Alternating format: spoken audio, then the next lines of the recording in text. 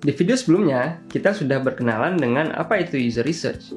Kita ingat kembali, user research adalah proses mengumpulkan dan menganalisis data tentang pengguna yang tujuan utamanya adalah untuk memahami kebutuhan, keinginan, serta perilaku pengguna. User research pada akhirnya akan membantu membentuk pengalaman pengguna atau UX yang lebih baik. User research secara berkelanjutan dilakukan di sepanjang tahapan-tahapan pengembangan produk digital, mulai dari analisis, desain, sampai dengan peluncuran produk. Di video kali ini, kita akan membahas apa saja metode-metode user research yang dapat kita gunakan. User research dapat dikelompokkan berdasarkan jenis pelaku riset dan tipe data yang ingin didapatkan. Memahami berbagai jenis user research membantu kita menentukan strategi terbaik untuk mengumpulkan data. Kita akan membahas dua jenis user research. Yang pertama adalah berdasarkan pelaku, yaitu primary dan secondary research. Yang kedua berdasarkan tipe data yang didapatkan, yaitu kuantitatif dan kualitatif research. Kita akan bahas dulu jenis riset yang pertama, primary versus secondary research. Primary research melibatkan pengumpulan data langsung dari sumbernya. Ini memberikan informasi yang paling relevan dan terkini tentang pengguna kita. Misalnya saat mengembangkan aplikasi pemesanan makanan, tim user research melakukan wawancara dengan pengguna untuk memahami preferensi mereka dalam memesan makanan online. Di samping itu, mereka juga melakukan pengujian kegunaan desain prototipe awal untuk mengamati bagaimana pengguna berinteraksi dengan aplikasi. Sementara itu, secondary research melibatkan penggunaan data yang telah dikumpulkan oleh pihak lain. Ini sering digunakan untuk memahami konteks umum dan tren industri. Sebagai contoh, saat merancang website retail online, tim user research menganalisis laporan industri tentang tren belanja online dan studi kasus dari website retail sukses untuk menginformasikan strategi desain mereka. Selanjutnya, kita akan bahas jenis riset yang kedua, kuantitatif versus kualitatif research. Quantitative research fokus pada pengumpulan data dalam bentuk angka yang dapat diukur dan dianalisis secara statistik. Dalam contoh aplikasi fitness, tim user research menggunakan survei online untuk mengumpulkan data tentang berapa banyak pengguna yang tertarik dengan fitur pelacakan kebugaran tertentu. Mereka juga menganalisis metrik penggunaan aplikasi untuk memahami fitur mana yang paling sering digunakan.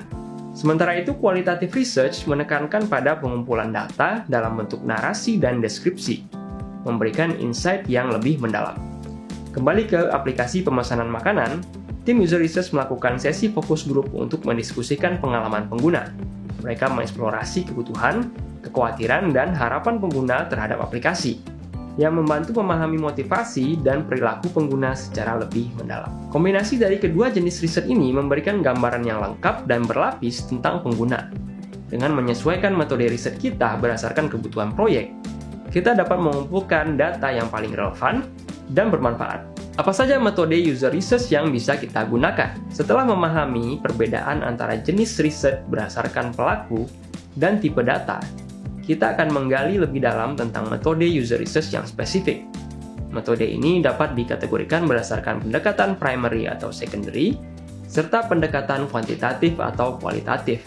Metode yang pertama adalah wawancara. Wawancara mendalam adalah metode primary research yang bersifat kualitatif dan efektif untuk menggali pemahaman mendalam tentang pengalaman dan persepsi pengguna. Misalnya dalam mengembangkan aplikasi perjalanan, tim melakukan wawancara untuk memahami kekhawatiran dan kebutuhan pengguna saat merencanakan perjalanan. Metode yang kedua adalah pengujian kegunaan atau usability testing. Usability testing dapat bersifat kualitatif dan kuantitatif, memungkinkan kita untuk mengamati langsung bagaimana pengguna berinteraksi dengan produk. Dalam pengembangan situs web e-commerce, pengujian kegunaan digunakan untuk menilai kemudahan navigasi dan proses checkout. Metode yang ketiga adalah analisis data. Analisis data yang ada, seperti metrik penggunaan, adalah metode secondary yang kuantitatif, memberikan insight tentang perilaku pengguna secara umum.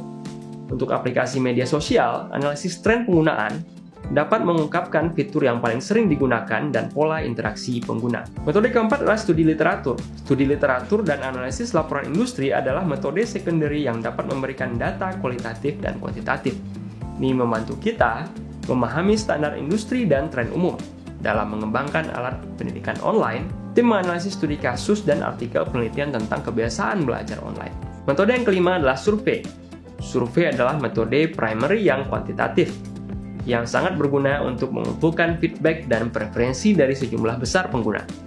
Dalam contoh aplikasi fitness, survei digunakan untuk menilai fitur yang diinginkan pengguna dan frekuensi penggunaan. Metode yang keenam adalah workshop dengan pengguna. Workshop dengan pengguna adalah metode primary yang kualitatif, memungkinkan partisipasi aktif pengguna dalam proses desain.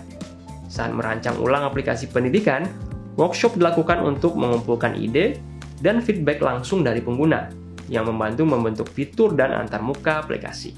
Masing-masing metode ini membawa nilai unik ke dalam proses desain UI dan UX, membantu kita menciptakan produk yang tidak hanya memenuhi kebutuhan pengguna, tapi juga melebihi harapan mereka. Di video selanjutnya, kita akan mendalami bagaimana memilih metode user research yang tepat untuk menciptakan solusi desain yang efektif dan berpusat pada pengguna. Sampai ketemu di video selanjutnya.